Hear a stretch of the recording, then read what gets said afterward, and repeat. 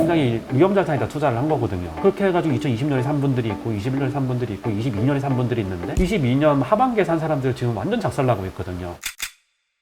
네, 제가 요거 블로그 포스팅한 거 건물주가 사람들의 선망의 대상이 된 이유에 대해서 생각을 해봤어요. 왜냐면 제가 부동산 컨텐츠를 많이 만들다 보니까 건물주 관련된 키워드가 저 검색이 좀 많이 돼요. 그러다 보니까 유튜브에 많이 뜨게 되고 상업용 부동산 다루는 분들이 제 유튜브에 알고리즘으로 많이 뜨잖아요. 그래가지고 이제 사람들이 저한테도 많이 물어보는 것이기도 하고, 너무 사람들이 제가 볼 때는 건물주에 대한 환상을 가지고 있다라고 저는 생각을 해요. 왜 그런 생각을 하냐면 건물주라고 하는 게 두 가지 개념으로 나눠서 볼 수가 있어요. 하나는 건물 그 자체일 수 있고요. 또 하나는 그 건물을 사는데 들어가는 재력일 수 있어요. 건물 그 자체를 선망하는 건 아닐 것 같고, 건물 그 자체를 선망하면 그 약간 변태인 거죠, 변태. 건물을 살 수 있는 재력을 선망한다고 저는 생각을 해요. 우리가 보통은 100억 건물주다라고 했을 때 100억 건물 사는데 정말 레버리지 하나도 안 끼고 자기 캐시로 올 캐시로 사는 사람이 어디 있겠어요? 그런 사람 거의 없단 말이에요. 예를 들어서 보죠. 100억짜리 건물을 샀대. 레버리지 한 70% 정도 껴가지고 자기 잡은 30% 정도 넣고 30억 정도 넣고 전치세 좀 넣어가지고 샀어요. 그럼 우리가 일반적으로 얘기할 때 캐시를 30억 정도 넣을 수 있는 사람이면 당연히 일반 사람에 비교해서는 부자가 맞죠. 왜냐하면 대한민국의 서울의 가구 중위소득이 한 달에 450만 원 정도 되니까 당연히 일반적인 기준에 봤을 때 부자가 맞는데, 정말 우리가 그렇게 선망까지 하면서 봐야 될 대상이냐라고 봤을 때는 그렇지 않다는 거죠. 물론 이제 돈이 많다고 선망하는 것 자체가 저는 좀 어리석은 짓이라고 생각합니다, 솔직히. 그럼에도 불구하고 돈 많은 사람을 선망하는 사람이 있다라고 하면 건물주를 선망할 필요가 전혀 없다. 근데 우리가 너무 이 유튜브 컨텐츠에서 숫자에 너무 현혹된다는 거죠. 100억 건물주,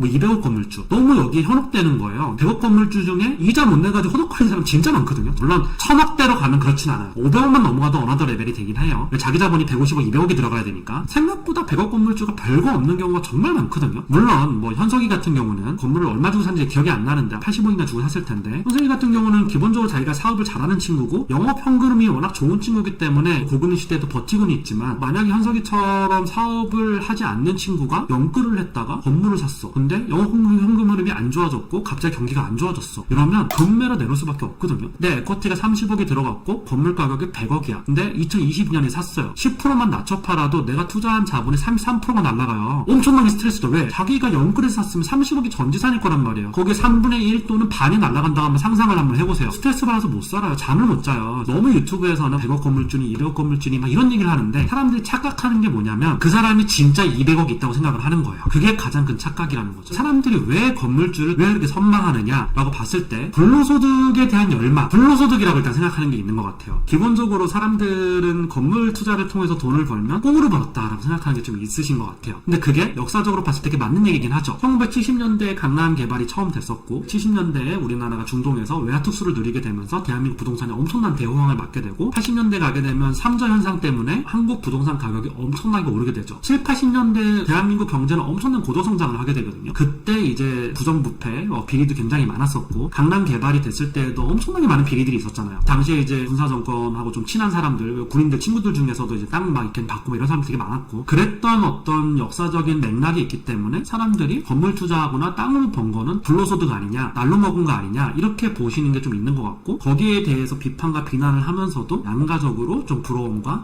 어떤 선망을 하시는 것 같아요. 사람은 그렇잖아요. 비판을 하면서도 자기가 그 열차에 탑승하고 싶은, 당연히 사람이니까 다 그런 마음을 가질 수 있죠. 저도 그러니까. 사실은 오늘날에 우리가 이야기하는 이 건물 투자라고 하는 거는 불로소득하고는 거리가 좀 멀어요. 불로소득이라는 게 단어 자체만 보면 불로, 그러니까 노동을 하지 않고 번 소득이다라고 해서 불로소득인 거잖아요. 노동을 하지 않고 번 소득이다. 맞죠. 그렇게 치면 주식도 불로소득이고 다 불로소득이죠. 노동을 직접 하는 건 아니잖아요. 물론 분석을 하고 이런 것도 노동일 수 있겠지만, 엄밀한 의미에서 보면 우리가 전통적 노동은 아니잖아요. 불로소득이 가지고 있는 굉장히 좀 안 좋은 뉘앙스 좀 제거를 해야 된다라고 생각을 해요. 왜냐하면 우리가 주식 투자를 했을 때도 엄청난 리스크를 안고 그 회사에 투자를 하는 거고, 그 회사가 잘 됐을 때 그 차익을 누리는 거잖아요. 원칙적으로 보면 작전하고 이런 사람들 말고 부동산 투자도 마찬가지라는 거죠. 물론 주식이나 코인에 비해서는 리스크가 굉장히 적지만 리스크를 안고 굉장히 위험 자산이란 말이에요. 부동산도 대한민국 서울 아파트만 봐도 90년대부터 지금까지 30년 동안 장기 우상향을 했지만 그때는 경제 성장률이 굉장히 높았거든요. 앞으로도 저는 그래도 어느 정도 우상향 할 거라고 보고는 있는데, 그래프의 기울기가 다르겠죠. 여태까지 경제 성장이 높았기 때문에 기울기가 굉장히 가파랐다라고 하면, 앞으로의 어떤 경제 성장률은 기존의 대한민국 경제 이제 해왔던 것보다 훨씬 낮을 거 아니에요. 그리고 인구도 줄어들고 있고 기울기 자체는 낮아질 수 있다. 그럼에도 불구하고 뭐 이제 인플레이션 해지용으로는 당연히 부동산이 매력적인 투자처는 맞고 그렇게 보고 있는데 이 불로소득이 가지고 있는 부정적인 뉘앙스는 좀 제거를 하고 보면 부동산 투자라고 하는 거는 위험자산에 투자하는 거예요. 절대 채권 이런 거 아니거든요. 투자한다고 다 돈 버는 거 아니에요. 숫자에 좀 현혹되지 않았으면 좋겠다. 그리고 100억짜리 건물, 200억짜리 건물 사가지고 얼마든지 손해볼 수 있습니다. 아는 분 중에 한 분도 2022년에 금리가 막 올라갔을 때 야 그래도 강남은 불패지. 이래서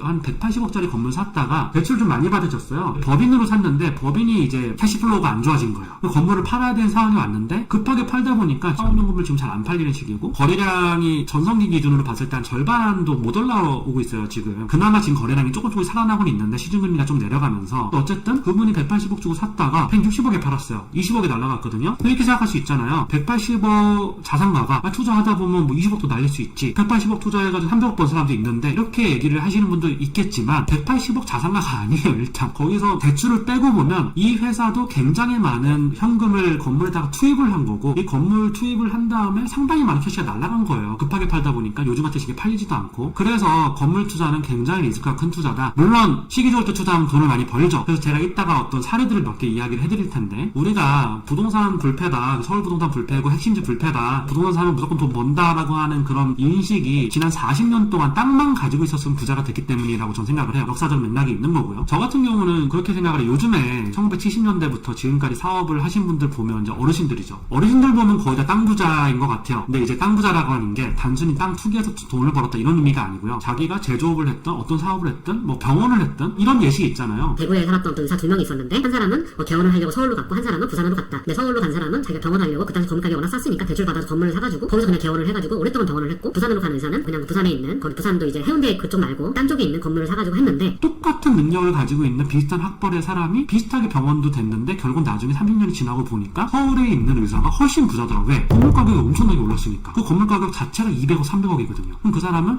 병원으로 번 영업이익 말고 그냥 땅값이 올라서 번 돈이 훨씬 큰 이런 케이스들이 수도 없이 많아요. 제조업 하시는 분들 중에서도 제조업이 영업이익 안 난다 뭐다 하지만 실제 제조업체들 같은 경우는 국가 산단에서 워낙 이제 고용 파급 효과가 크기 때문에 산단에서 만드는 어떤 땅에서 특혜 분양 같은 걸 많이 하거든요. 제조업체만 받을 수 있어요. 그런 땅을 분양을 받아가지고 10년, 20년 동안 사업을 해요. 그러면 그 땅값이 어마어마해요. 실제로 그 회사의 매출액이 예를 들어서 800억이다, 1000억이다 이래요. 근데 그 회사가 가지고 있는 땅만 3000억 이런 회사들 생각보다 되게 많아요. 우리나라 제조업들 요즘 힘들고 매출도 떨어지고 있고 인건비 계속 올라가고 있고 노조는 굉장히 세고 우리나라가 굉장히 제조업하기 안 좋은 환경인데 우리 아버지 시대에는 그렇게 제조업을 했던 열심히 20년 30년 했던 사람들이 다 몇천억대 부자가 돼 있는 거예요. 땅값이 너무 오르다 보니까 그랬던 케이스들이 있는 거고 제가 내리고 싶은 결론은 1970년대부터 최소 2010년대까지는 대한민국의 부라고 하는 게 땅을 통해서 이루어졌어요. 땅을 통해서 부가 재분배가 됐고 땅을 점유하지 못했던 사람들은 큰 부자가 되게 힘들었었죠. 근데 지금은 시대가 바뀌고 있죠. 실제로 요즘엔 뭐 코인 부자들도 워낙 많고 스타트업이나 이런 거 크게 엑시트해서 부자 되는 분도 워낙 많기 때문에 이제는 좀 이제 시대가 변하고 있는 것 같긴 해요. 정보통신 이쪽이 되게 중요해지고 인공지능이나 이런 게 되게 화두가 되고 있잖아요. 그래서 젊고 똑똑하고 창의적인 사업가들이 창업하기 되게 좋은 환경이 됐다라고 저는 생각을 하는데 어쨌든 그런 사람들이 큰 부를 거머쥘 수 있는 기회들이 옛날보다 많아졌죠. 그래서 저는 어쨌든 그렇게 생각을 하고요. 여태까지는 몇십 년 동안 땅으로 부가 재편이 되다가 지금부터는 땅으로 부가 재편되는 시대는 점점 지나가고 있지 않느냐라고 저는 생각을 합니다. 여전히 그럼에도 불구하고 부동산은 매력적인 투자처죠. 인플레이션 해지가 되잖아요. 주식으로 아무리 큰 돈을 버신 분들도 리스크 해지를 해야 되기 때문에 부동산에다가 이제 어느 정도는 얼로케이션 하려고 노력을 하는 것도 당연히 그런 이유 때문에 그렇고요. 어쨌든 그래요. 여기 포스트잇을 써놨는데 제가 아는 후배예요.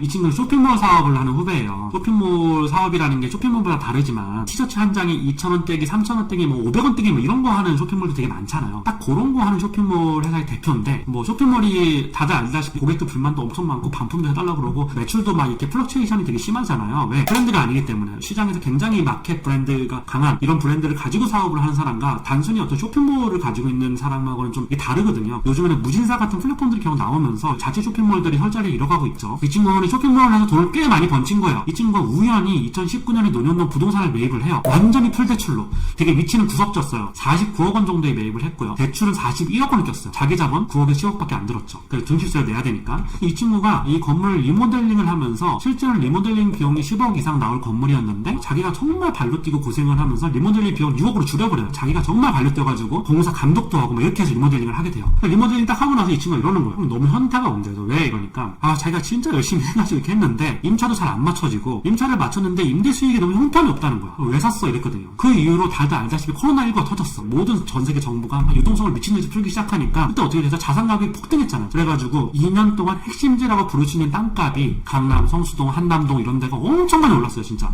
2년 동안 땅값이 거의 50에서 70% 정도 올랐단 말이에요. 건물 가격도 50% 70% 정도 올랐어요. 땅값이 50%만 올라도 레버리지로 50%만 낀 사람이면 자기 투자 금액 대비 100%의 수익을 얻는 거잖아요. 2020년에 논현동의 꼬합빌딩 신축 부지를 평당 6,700만 원에 매입했어요. 저도 이때 이렇게 매입을 했었고, 근데 지금 제가 신축을 다 하고 보니까 이것보다 원가가 높은데 지금은 주변에 거래되는 사례를 보니까 1억 한 6천 정도의 거래가 되는 것 같더라고요. 신축 같은 경우는 2020년에 산 요거는 굉장히 성공적인 투자였다라고 생각을 하는데, 어쨌든 저는 이렇게 많이 오를 줄 몰랐어요, 솔직히. 어쨌든 이 친구가 49억의 등치일세 리모델링 비용 딱 해가지고 금융비용까지 포함해서 원가는 제가 정확하게 알 수는 없지만 한 60억 정도 들었을 거예요, 대충. 이 후배가 2022년에 80억 후반대에 매각을 했어요. 그러면 60억 정도 들여서 80한 8억인가 9억인가 매각을 했을 텐데, 그럼 30억 정도 번 거잖아요. 자기 자본을 15억 정도 들여가지고 30억을 벌었으니까 수익률이 200%인 거죠. 세금을 40% 내고 나면 세후 수익률이 120% 정도 수익이 난 거죠. 이 동생이 저한테 뭐라 그러냐면, 자기가 쇼핑몰을 진짜 열심히 해서 1년 영업이익이 8억 9억 뭐 많이 나면 10억 이렇게 나는데, 그냥 건물 투자해가지고 세후로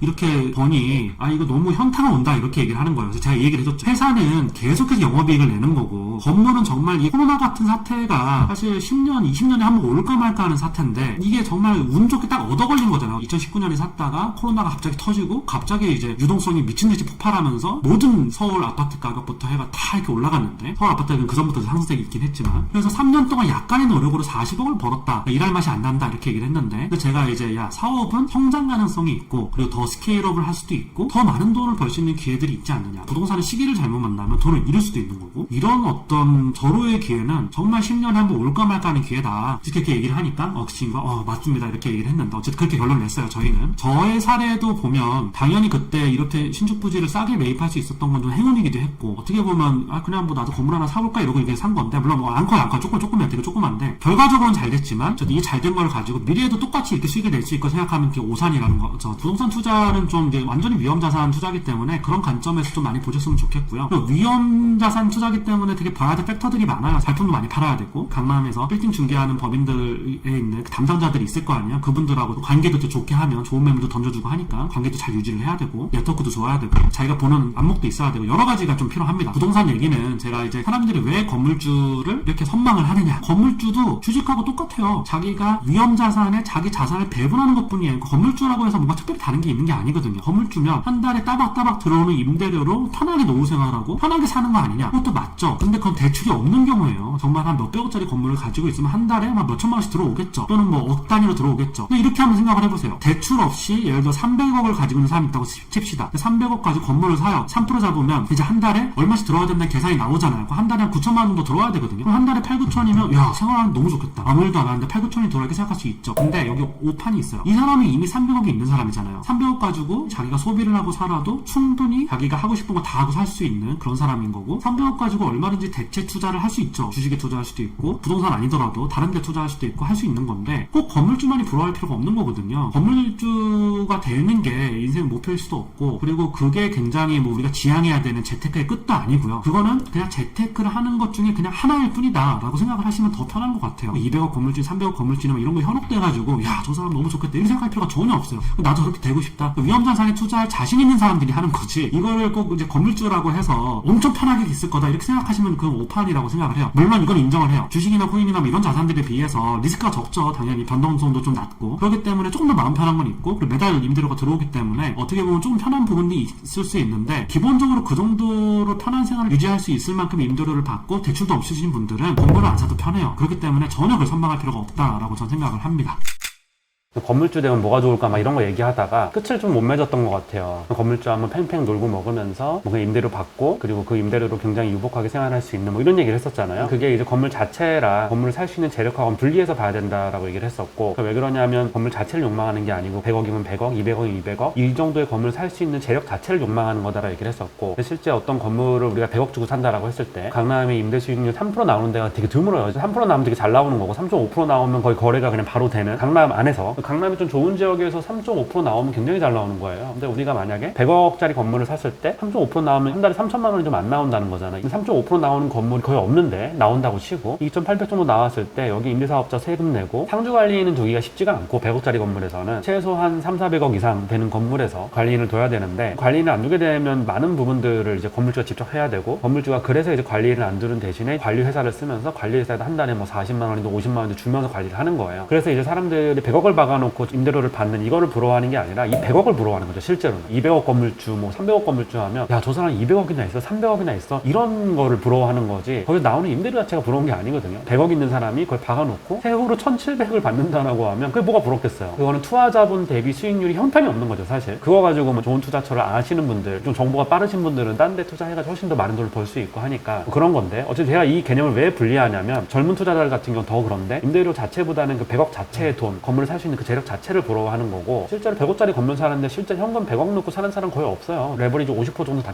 끼고 사요. 거의 대부분이 현금이 진짜 넘쳐 흘러가지고 그런 사람이 아닌 이상 대부분 그렇게 투자 목적으로 사면 끼고 사게 되고 최근에 산 사람들은 고금리 때문에 쉽지 않은 상황일 텐데 건물 투자도 굉장히 리스크 있는 투자고 위험 자산에 투자하는 거고 여러 투자처 중에 그냥 하나를 투자하는 거다. 그게 건물주다. 건물주에 대한 환상을 좀 제거하고 싶었어요. 100억, 200억, 300억이라는 돈을 현금을 주고 그 정도의 재산이 있을 거라고 가정을 하기 때문에 부러워하는 거지 실제로 그 건물 자체는 이걸 떼놓고 보면 그렇지 않거든요. 그래서 이제 그런 얘기 하나 드리고 싶었고 건물 투자 짱이다 이렇게 생각하시는 분들이 있고 당연히 저도 되게 매력적인 투자처라고 아직도 생각을 하고 저도 건물 가격이 조금 더 조정되거나 아니면 제가 원하는 위치에 제가 이제 원하는 그 컨셉이 있거든요. 그 컨셉에 맞는 건물이 나오면 하나 더 살 생각이 있거든요. 뭐 기존 걸 처분해서라도 최근에 나온 기사 있잖아요. 손예진이 뭐 160억에 산 거를 300억에 내놨네. 실제로 그 주변 시세를 보면 300억에 거래되긴 좀 쉽지는 않을 거고 평당 2억 3천 정도인데 쉽지는 않을 거고 그리고 등치일세까지 하면 2억 한 4천 넘어가거든요. 이런 기사들만 사람들이 보다 보니까 야 160억에다가 대출 100억 받고 60억 자기 자본 넣고 140억 차익을 남기면 3년 만에 무슨 뭐 2배, 3배의 차익을 남기는 거잖아요. 세후로 해도 뭐 160% 수익을 내니까 야 100억 벌기 너무 쉽다. 사람들이 이렇게 부자가 되는구나. 뭐 이렇게 생각하시는 분들이 있는데 실제 2020년에 건물을 사신 분들 의도하신 분들도 있고 안 하신 분들도 있는데 전 안 하신 분들이 훨씬 더 많다라고 보고 굉장히 위험자산에다 투자를 한 거거든요. 그렇게 해가지고 2020년에 산 분들이 있고 21년에 산 분들이 있고 22년에 산 분들이 있는데 22년 하반기에 산 사람들 지금 완전 작살나고 있거든요. 예시 중에 하나가 사람들이 성공 사례는 많이 얘기를 해도 실패 사례 얘기를 잘 안 하니까 꼬마 빌딩을 한 2번 정도 돈을 번 동생이라기보다는 아는 사람이에요. 꼬마 빌딩 한 건 투자해가지고 한 세후로 30억 정도 남겼고 다음 거 또 투자해가지고 세후로 한 20억 정도 남겼어요. 50억 정도 벌었어. 근데 이 친구가 딱 생각이 드는 게 투자자본 대비 거의 2배씩 남겼으니까 야 이거 꼬마 빌딩 투자할 게 아니라 진짜 대로변에 큰 거를 한번 이제 해봐야겠다. 그래가지고 강남 대로변에 하이엔드 오피스텔 투자하는 게 좀 유행이었거든요. 시행사들이 부지만 있으면 다 사줬어요. 비싸게. 그래가지고 막 평당 1억이 분양하고 1억 2천이 분양하고 이런 식으로 했거든요. 근데 지금 하이엔드 오피스텔 다 꼬꾸라지고 있고 PF 완전 망가지고 있잖아요. 그 친구 같은 경우는 그걸 약간 타이밍 정말 약간 늦게 들어가서 늦게 들어간 것도 본인 의도대로 늦게 들어간 게 아니라 하려고 했는데 뭐가 잘 안 맞아가지고 늦게 들어가가지고 자기가 산 금액의 10% 정도를 다운해서 팔았어요. 팔았는데 자기 에쿼티가 다 날라갔어요. 그래서 이제 자기가 여태까지 번 돈을 다 토해내고 겨우 이제 매각을 하게 됐죠. 이 친구도 만나면 되게 이게 속쓰려해요. 정말 무슨 현금이 1,000억씩 있는 사람이 아닌 이상 얼마나 그게 속이 쓰리겠어요. 그 친구 같은 경우는 그것 때문에 몇 달 동안 굉장히 힘들어하고 막 이랬는데 어쨌든 간에 자기가 벌었던 돈을 위험자산에 투자했다가 부동산 위험자산이라는 거죠. 제가 여기서 하고 싶은 말은. 그리고 여기서 호황기 탁탁탁탁 해가지고 이만큼을 벌었는데 또 한 번 투자했다가 다 날라갔어요. 근데 이런 일은 코로나 때 주식으로 돈을 벌었던 많은 사람들이 겪었던 일입니다. 개인 자산에 대한 리스크 관리도 분명히 해줘야 되는 거거든요. 자기 자산을 위험이 높은 자산에다 몰빵을 해놓고 운이 좋아가지고 한 방에 벌었다고 해서 그게 실력은 아니거든요. 지속 가능하게 한 10년, 20년을 내다봤을 때 계속해서 리스크 관리를 하면서 따기도 하고 잃기도 하겠지만 토탈리 딸 수 있는 포트폴리오를 만드는 게 정말 실력이라고 생각을 하는데 호황기 때 돈을 벌었던 사람들은 그런 걸 잘 모르는 것 같아요. 저 같은 경우도 호황기 때